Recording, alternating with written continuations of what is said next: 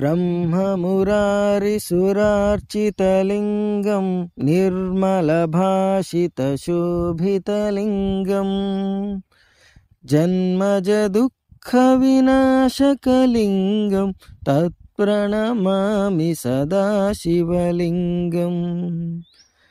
देवमुनिप्रवरार्चितलिङ्गं कामदहनकरुणाकरलिङ्गम्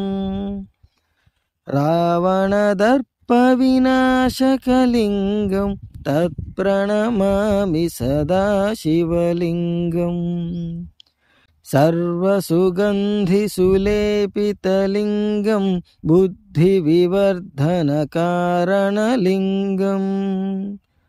सिद्धसुरासुरवन्दितलिङ्गं तत्प्रणमामि सदा शिवलिङ्गम्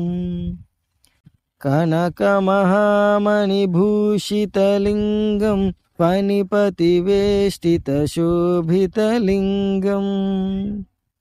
दक्षसुयज्ञविनाशनलिङ्गं तत्प्रणमामि सदा शिवलिङ्गम् कुङ्कुमचन्दनलेपितलिङ्गं पङ्कजहारसुशोभितलिङ्गम्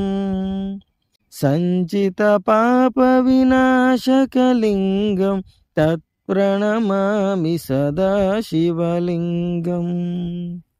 देवगणार्चितसेवितलिङ्गं भावैर्भक्तिभिरेव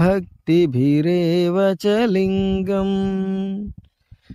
दिनकरकोटिप्रभाकरलिङ्गं तत्प्रणमामि सदा शिवलिङ्गम्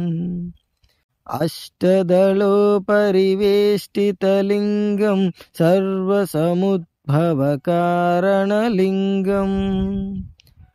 अष्टदरिद्रविनाशनलिङ्गं तत्प्रणमामि सदा शिवलिङ्गम् सुरगुरुसुरवरपूजितलिङ्गं सुरवणपुष्पसदार्चितलिङ्गम्